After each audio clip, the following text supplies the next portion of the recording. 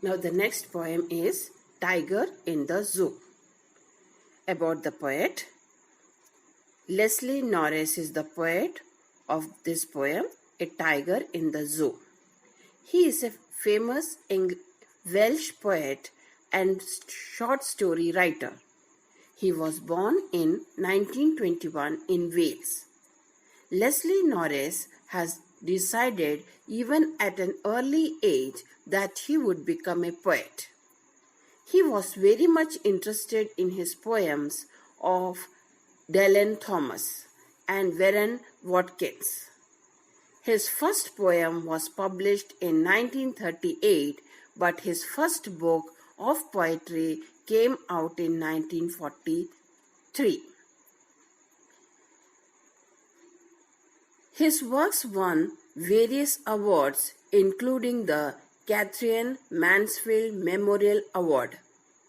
Leslie died in 2006. Central idea of the poem. In this poem, the poet is describing about a tiger, which is a whose natural habitat is the forest, but he is imprisoned in a cage. He is saying that the tiger in his natural and wild habitat, he doesn't need the help of any kind to hunt its own food. His hunting of the deer at the water hole may seem rather cruel. He hunts not for pleasure but for food. His presence is natural in the natural habitat is necessary to maintain the balance of the food chain. Sometimes the tiger may stray into human habitation. He only displays his strength and ferociousness, but he doesn't harm anyone till he is provoked. Even in the cage, he ignores all those who come to the zoo to see him as an entertainment. Like human beings, the tiger too loves and values his freedom. He shows his anger, hatred, and even defiance by walking about in the rage in his cage. Human progress should not be at the cost of destroying the natural habitats of untamable and proud animals like tiger. He is telling us that we should not, at any cost, we should not cage the proud animals which are the natural habitat, who used to live in the natural habitats. We should not cage them. Now I am reading out the poem. He stacks in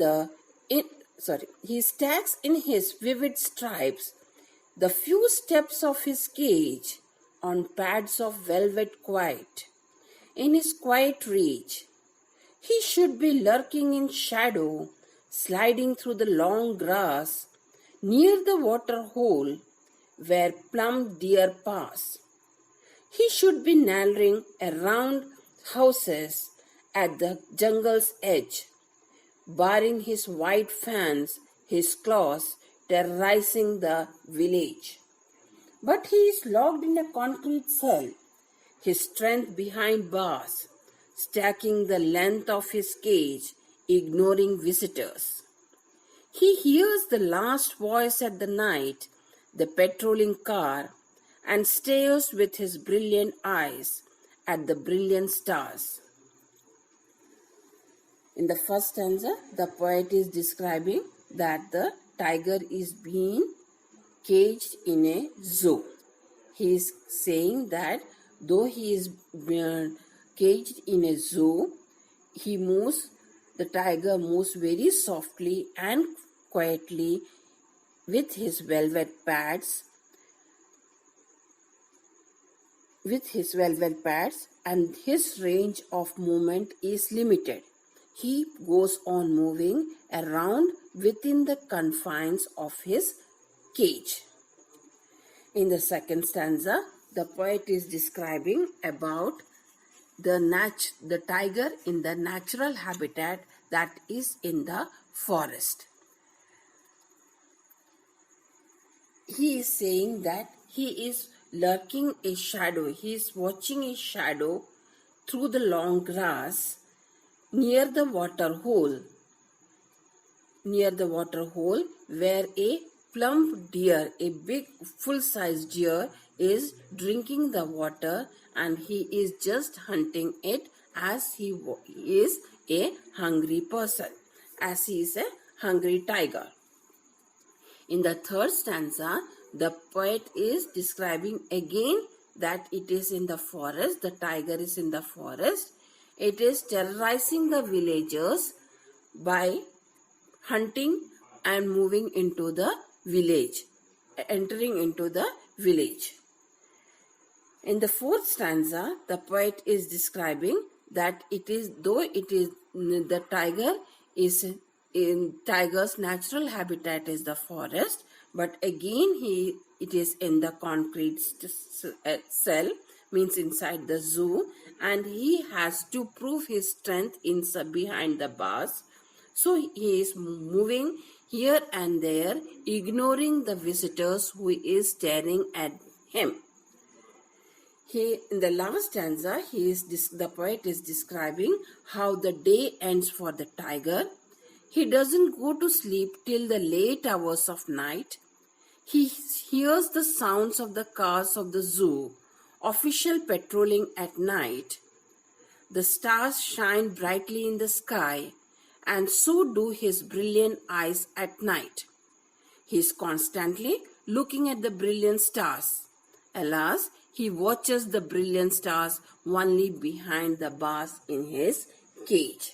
The poet is describing that in the last stanza, that though he is in the cage, in the zoo, he is not sleeping but watching the others. In this poem, the poet is describing the two distinct settings. The first setting is that of the zoo, where the tiger is put in a cage, and the second setting is that of the natural wild habitat of the tiger, which should have been his real place. By reading the poem, we have found that the rhyming scheme is A, B, C, B. Okay. The personification is there in this poem. That the personification means the tiger is being compared to the man, where the poet is calling him as he and not it. The poet is calling the tiger he, means there is a personification. The poetic device personification is there in the poem, and the metaphor is there. Metaphor is also used. Where the metaphor is used? In the first stanza, on the pads of velvet. His paws are being considered as the velvet pads, because he is there in the zoo. He is not there in the jungle. The metaphor pads of velvet is used effectively in the third line of the first stanza. Okay. So you have understood the poem. It is the description of the tiger, the stage of the tiger in the zoo as well as in the natural habitat.